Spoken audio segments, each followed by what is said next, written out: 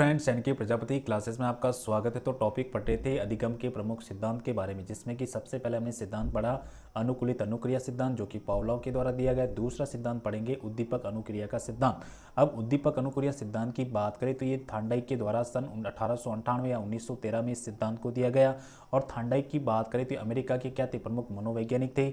आगे बात करें उद्दीपक अनुक्रिया के प्रमुख उपनाम क्या है, इसके क्या क्या उपनाम है, तो सबसे पहले इसको कहते हैं एसआर थ्योरी सिद्धांत। कौन सा है? एसआर थ्योरी सिद्धांत इसी को कहा जाता है। दूसरा है संयोजनवाद सिद्धांत, भी इसी को कहा जाता है। उसके बाद में तीसरा इसका नाम है संबंधवाद सिद्धांत। तीसरा कौन सा है? संबंधवाद सिद्धांत। चौथा है अधिगम के सिद्धांत। अधिगम का सिद्धांत भी किसको कहते हैं? इसी को कहते हैं। पांचवा है सहसंबंध सिद्धांत, भी इसी को कहा जाता है। आगे बात करें तो आवर्ती का सिद्धांत भी इसी को कहा जाता है। आगे चयन का सिद्धांत भी उद्दीपक अनुक्रिया सिद्धांत को कहा जाता है। उसके बाद में सुख दुख का सिद्धांत, आगे प्रयास एवं त्रुटि का सिद्धांत भी इसी सिद्धांत को कहा जाता है। प्रश्न आता है प्रयास एवं त्रुटि का सिद्धांत किसे कहा जाता है, तो उद्दीपक अनुक्रिया सिद्धांत को। उसके बाद में भूल सुधार का सिद्धांत भी किसको कहा जाता है? उद्दीपक अनुक्रिया के सिद्धांत को। उसके बाद में अगर हम बात करें, जैसे कि सिद्धांत का नाम है उद्दीपक अनुक्रिया। अब उद्दीपक अनुक्रिया का मतलब क्या होता है?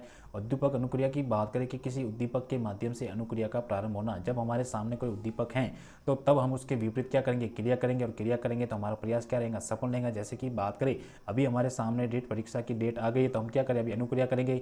और अनुक्रिया जो कि प्रयास, ज़्यादा से ज़्यादा प्रैक्टिस और प्रयास करेंगे तब हमको क्या मिलेगा? उद्दीपक मिलेगा।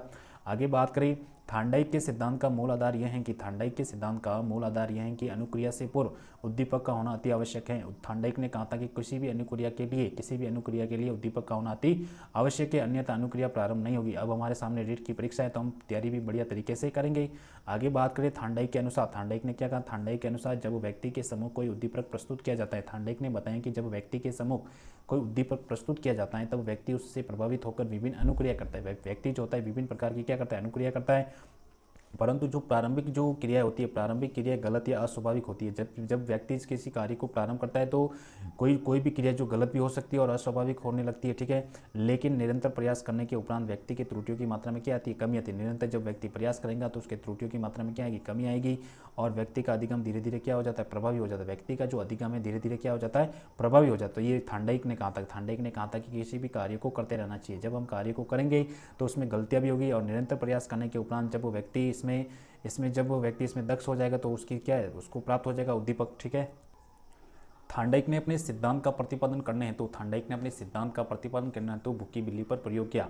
तो थांडाइक ने किस पर प्रयोग किया था? तो भूखी बिल्ली पर प्रयोग किया था। ये अपन को याद रखना है। सबसे पहले भूखी बिल्ली को लिया एक पिंजरे में और वो शांत थी, ठीक है। थांडाइक का जो सिद्धांत है, बिल्ली प्रेरक पूर्ति के हेतु क्या करती है? कार्य करती है। बिल्ली जो है प्रेरक की पूर्ति हेतु क्या करती है? कार्य करती है। और जो थांडाइक का जो सिद्धांत है निरीक्षण प्रणाली पर आधारित। थांडाइक का सिद्धांत कौन सी प्रणाली? निरीक्षण प्रणाली पर आधारित है। यहाँ पर देखो मछली उसके सामने क्या उद्दीपक है? भूखी बिल्ली के सामने उद्दीपक क्या है? मछली का टुकड़ा उद्दीपक। और ये क्या उद्दीपक जो होता है अभिप्रेरणा भी हो सकती है। अभिप्रेरणा है मतलब प्रत्यक्ष अभिप्रेरणा, ठीक है। अनुक्रिया करेंगी गलत या अस्वाभाविक क्रिया होगी। निरंतर प्रयास की त्रुटियों में क्या आएंगी? कमी आएंगी। और अधिगम क्या होगा? प्रभावी होगा।